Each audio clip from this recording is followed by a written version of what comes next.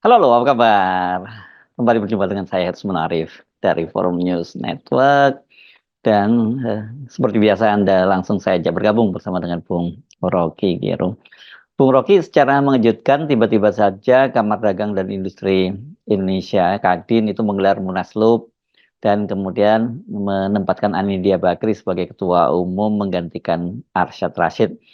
Munaslup, Kadin ini sesungguhnya memberi sinyal kepada kita mulai adanya pergeseran kekuasaan. Ini tentu kita tidak bisa melepaskan bahwa posisi Pak Ical Abu Rizal Bakri, bapak dari Anindya Bakri yang sangat dekat dengan Pak Prabowo begitu. Dan sementara kita ingat ya pada Munas Kadin yang lalu sesungguhnya yang harusnya terpilih menjadi ketua umum itu ya Anindya Bakri, tapi kemudian melalui campur tangan Pak Jokowi karena pada waktu itu masih mesra dengan PDIP, akhirnya Arsyad Rashid yang dipaksakan menjadi ketua umum dan Anindya Bakri waktu itu dipilih menjadi ketua Dewan Pertimbangan. Ya tentu saja. Kalau dari segi aturan konstitusi Kadin, aturan organisasi maksud saya, tidak terdapat semacam kesalahan yang fatal atau sesuatu yang betul-betul harus dimunaslupkan. Jadi saya anggap bahwa munaslup itu memang harus dibuat karena ada seseorang yang ingin jadi ketua umum, kan itu kan. Jadi kubunya Anin tentu beroperasi supaya munaslup itu satu acara tunggalnya lengserkan Arsyad. Kan polanya kan gampang baca itu. Jadi ya udah dicari aja jumlah minimal utusan daerah untuk dijadikan semacam pembenaran untuk munaslup itu kan. Itu cuman soal uang aja. Siapa yang kita tahu lah cara kerja munas-munasan di banyak organisasi yang dasarnya ada perebutan apa namanya, perebutan ketua umum.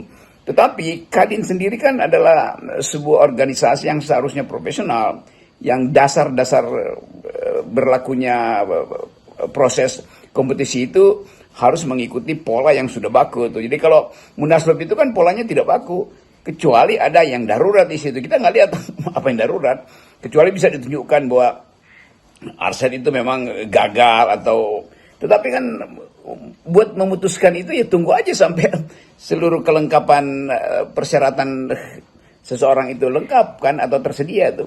Jadi baik dari segi aturan tidak terlihat bahwa ada hal yang harus dijadikan alasan melengsarkan Arsyad. Nah tentu Anin menganggap bahwa ini kesempatan untuk memperlihatkan kembali pengaruh dia di dalam perbisnisan Indonesia. Dan kalau itu intinya ya sebaiknya Anin kasih sinyal aja untuk jadi menteri. Jadi itu lebih mulia atau lebih bergengsi sebetulnya. Dan sangat mungkin juga di dalam transaksi ya Anin bisa jadi menteri kan. Tetapi munaslup ini justru mencemari semacam watak pada saudara Anin, yaitu kepastian organisasi akhirnya dilanggar. Dan kita tahu bahwa Kadin awal juga ada masalah di situ, bahwa seolah-olah yang dikendaki oleh masyarakat bisnis Indonesia adalah Anin sebagai Kadin. Tapi kemudian ada yang diduga dulu operasi politik, operasi intelijen, Arsyad yang jadi itu. Anin dan Ical tersingkir, atau Icalnya yang disingkirkan oleh Jokowi karena berselisih secara kepentingan. Nah sekarang kelihatannya Pak Jokowi mau nyogok balik kepada Pak Ical supaya ada pelampung karena kapalnya mau tenggelam. Kadin ini sesungguhnya adalah organisasi profesional para pengusaha ya. Tapi kalau kita lihat sekarang ini, dan tentu saja juga perjalanan sebelumnya gitu ya, sejarah sebelumnya, memang sulit untuk menafikan bahwa pemilihan ketua umum Kadin itu tidak bisa dilepaskan dari campur tangan politik. Dan hampir selalu siapapun yang jadi ketua umum Kadin itu ya dia bagian dari proksi siapa yang tengah berkuasa. Ya, saya hanya mau lihat dari aspek etika di dalam kompetisi atau office politics di dalam Kadin sendiri kan. Kan itu kita tahu bagaimana Kadin itu didirikan sebagai sinyal bahwa Indonesia mampu untuk mempromosikan bisnis dengan kapasitas profesional. Tapi kemudian Kadin berubah menjadi semacam tangga untuk jadi menteri atau jadi pejabat tuh. Jadi impact politiknya itu jauh lebih terasa ketimbang profesionalitas bisnisnya atau profesinya di dalam upaya untuk memperbaiki perbisnisan Indonesia kan. Jadi kelihatannya Kadin itu sudah di dalamnya sudah bercokol vested interest yang dasarnya adalah ambisi untuk menjadi menteri. Itu aja sebetulnya yang tampak dari awal. Dan kita sekarang mulai menghitung apakah nanti Kadin bisa kita perbaiki supaya betul-betul dia hanyalah tempat ya informasi dikelola, sistem perbisnisannya dimasuk akalkan, nggak ada politik cawe-cawe di situ kan. Itu yang kita sebut sebagai etika profesinya mesti kuat, bisnis etiknya mesti kuat, karakter pemimpinnya juga harus ethically proven. Kan itu intinya sebetulnya kenapa kita menginginkan semua pemimpin baik lembaga politik maupun lembaga bisnis, integritasnya didahulukan dulu kan. Dan mendahulukan integritas itu artinya ikuti pertama-tama sistem atau disiplin dalam organisasi, aturan-aturan berorganisasi. Atas dasar itu kita bisa lihat bahwa calon-calon pemimpin di Kadin seharusnya tumbuh karena reputasi etisnya tuh, reputasi profesionalnya tuh, bukan karena ambisi politiknya. Jadi semua hal yang berlangsung hari-hari ini di Kadin itu jadi semacam cermin juga dari gagalnya pengkondisian etik di dalam lembaga yang sebetulnya dihuni oleh mereka yang sudah punya kapasitas untuk jadi pemimpin. Yang memimpin Kadin itu artinya dia udah matang karena mampu untuk berselancar di tengah-tengah tekanan politik terhadap bisnis, mampu untuk membaca arah ekonomi global, mampu untuk mempersiapkan diri pribadi untuk tiba pada kepemimpinan tertinggi di dalam sistem perbisnisan kita. Jadi semua itu sebetulnya disiapkan sebagai kaderisasi dalam Kadin. Tetapi kita tahu bahwa Kadin itu kalau nggak ada uang yang berlimpah nggak mungkin jadi ketua. Kalau nggak ada backup kekuasaan nggak mungkin jadi ketua kan. Jadi sinyal-sinyal di belakang Munaslup ini adalah sinyal politik sebetulnya. Ini padahal kalau kita lihat posisi Kadin ini sangat menarik ini karena Kadin ini satu-satunya organisasi pengusaha yang diatur secara khusus oleh undang-undang. Dan selama ini Kadin memang selalu menjadi partner pemerintah di dunia usaha. Jadi ya memang siapapun yang jadi ketua umum Kadin itu idealnya dia adalah menjadi partner pemerintahan yang tengah berkuasa. Dan kalau sekarang ini Anin yang ditunjuk menjadi ketua umum, yang dipilih menjadi ketua umum, ini saya kira ya karena kedekatan keluarga Pak Ical dengan Prabowo. Ya itu masalahnya, apa yang akan diucapkan Pak Prabowo sebagai komentar seorang presiden yang terpilih melihat cawe-cawe di Kadin, atau melihat perselisihan di Kadin, atau melihat politik di belakang layar yang bekerja di dalam Munaslup ini. Kan semua itu akan mempengaruhi cara Pak Prabowo menilai Kadin di dalam periode 5 tahun ke depan. Itu juga akan menentukan cara Pak Prabowo untuk menjadikan Kadin sebagai rekanan untuk merencanakan pertumbuhan ekonomi misalnya, atau merencanakan proyek-proyek yang memerlukan kedisiplinan profesional. Kan kedisiplinan profesional itu yang mesti datang dari Kadin sebagai nilai itu. Nah kalau nilai itu, kalau yang biasa disebut etika inti di dalam Kadin itu berantakan, itu juga menunjukkan bahwa nanti Kadin jadi calok juga akhirnya di dalam proyek-proyek Presiden Prabowo nanti kan.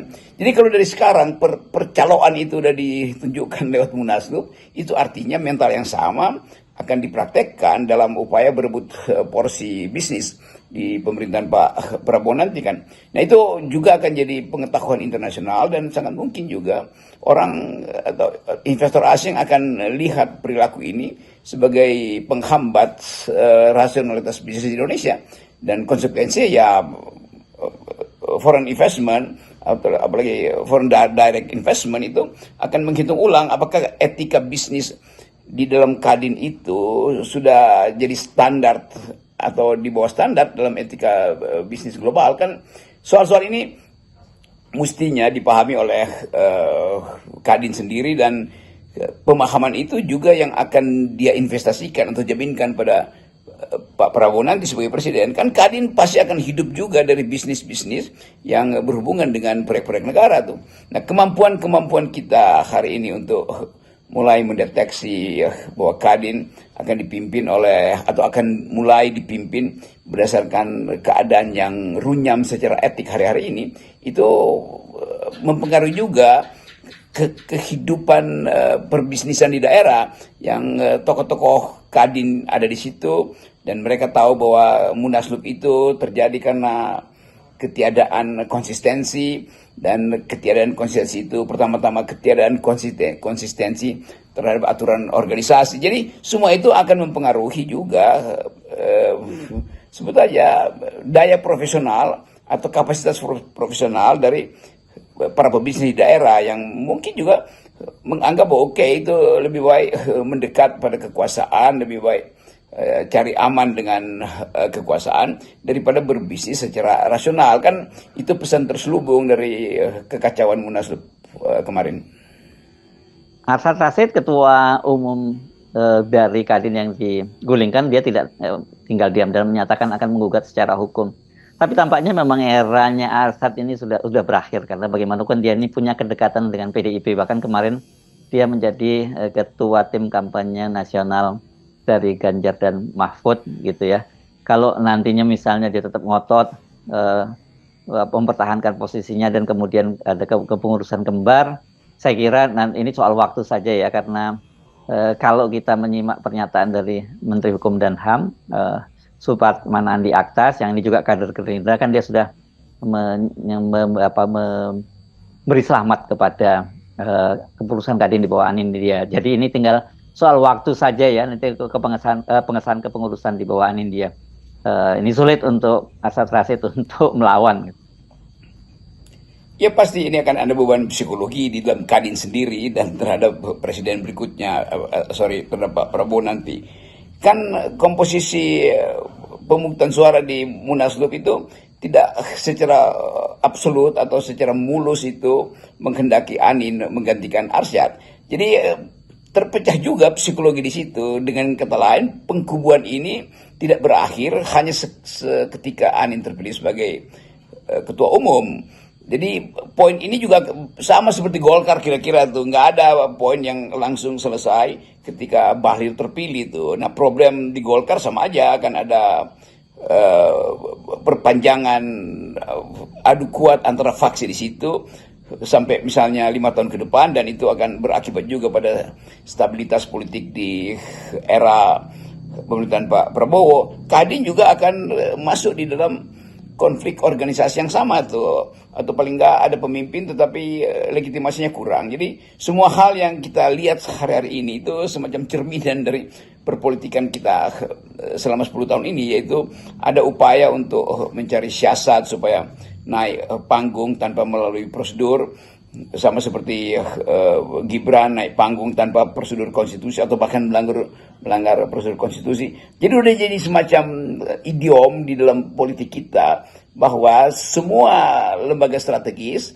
yang memungkinkan dijadikan tangga untuk mendekati kekuasaan akan diatur berdasarkan prinsip-prinsip might is right, itu yang kuat pasti yang benar gitu, bukan lagi prinsip-prinsip etika profesi. Jadi kelihatannya itu pelajaran, dan mahal sekali pelajaran ini karena menyangkut masa depan Kadin dan keterlibatan mereka yang hari-hari ini berupaya untuk jadi kader baik dari Kadin, melihat bahwa ternyata perilaku Kadin itu adalah anything goes, apapun boleh terjadi, dan itu akan jadi subkultur di Kadin selanjutnya. Bahwa siapa yang punya kepentingan, dia bisa kumpulkan kekuatan dari segi modal maupun power politik untuk mulai mengacak-acak sistem organisasi. Kan itu pesan buruk buat masyarakat bisnis kita, anak-anak muda juga yang mau berbisnis. Juga sinyal buruk bagi investor yang melihat bahwa Indonesia, bahkan kekacauan dalam etika bisnis itu belum bisa mereka perbaiki. Jadi berlangsunglah semacam sinisme bahwa Indonesia memang gagal di dalam segi etis segi etis di semua lembaga, entah lembaga politik maupun lembaga bisnis. Oke, salam akal sehat Bung Rocky. Oke, salam akal sehat.